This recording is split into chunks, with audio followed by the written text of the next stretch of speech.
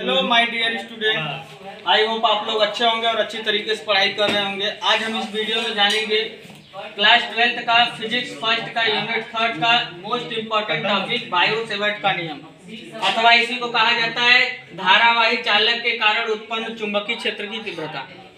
तो इसके लिए इसका डायग्राम ये बनाया गया है। इसमें एक अनंत लंबाई का चालक तार ए भी लिया गया है जिसमें प्रवाहित धारा आई है, और इसमें इस अनंत लंबाई के तार का एक छोटा सा अल्पांश लिया गया है जिसकी लंबाई डेल्टा एल मानी गई है, और इस डेल्टा एल के मध्य बिंदु ओ से स्मॉल आर दूरी पर स्थित एक बिंदु पी है जहां पर हमें क्या करना है, विद्युत चुंबकीय क्षेत्र की तीव्रता का मान बताना है इस नियम से।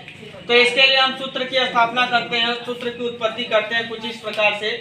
और इस सूत्र की उत्पत्ति बायो और सेवर्ट दोनों ने मिलकर किया था, तो इन्हें जानते हैं। यहाँ पर हम बायो सेवर्ट के नियमानुसार देखें तो बायो और सेवर्ट ने ये कहे थे कि यदि किसी चालक में हम विद्युत धारा प्रवाहित करते हैं तो वो उसमें उत्पन्न चुंबकीय क्षेत्र के अनुक्रमानुपाती होता है, यानी जितनी धारा प्रवाहित की जाएगी उतना ज्यादा चुंबकीय क्षेत्र उत्पन्न होगा, अर्थात बी प्रोपोर्शनल आई होता है।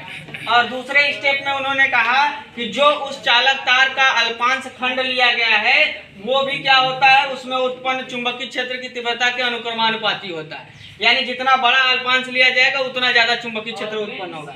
नेक्स्ट तीसरा दिया गया है, इसमें क्या उनके द्वारा यह चालक खंड से बिंदु P तक की दूरी जो है स्मॉल r उसके वर्ग के व्युत्क्रमानुपाती होता है, अर्थात b प्रोपोर्शनल 1/r²। और नेक्स्ट स्टेप में हमारा यह चालक खंड तथा दूरी स्मॉल r के बीच बनने वाले कोण थीटा की ज्या के अनुक्रमानुपाती होता है, अर्थात b प्रोपोर्शनल साइन थीटा होता है। अब इन सारे इक्वेशन को, मतलब सारे जो नियम दिए गए इन चारों नियमों को मिलाने पर देखा जाए तो यहाँ से हमें ये मिल रहा है इनके नियमानुसार कि जो उत्पन्न चुंबकीय क्षेत्र है वो हमारा I D L sine theta upon r² के समानुपाती है।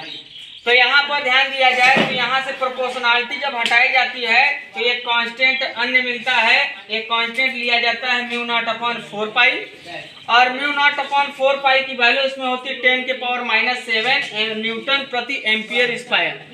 और यहाँ पर μ0 जो है इसे कहा जाता है क्या, निर्वात की चुंबकशीलता बोली जाती है। यहाँ पर इसे μ0 को निर्वात की चुंबकशीलता बोली जाती है। जिस प्रकार हम विद्युत क्षेत्र में पढ़े थे कि ε0 हमारा निर्वात की विद्युतशीलता होती है, उसी प्रकार यहाँ पर हमारा μ0 जो होता है वो निर्वात की चुंबकशीलता होती है, और इसकी वैल्यू होती है 10⁻⁷ इंटू, यदि μ0 की वैल्यू निकालनी है तो 4π को उधर पक्षांतर कर लेते हैं, तो 4π इंटू 10⁻⁷ न्यूटन प्रति एम्पियर स्क्वायर हो जाता है। यही बायो सेवर्ट का नियम है।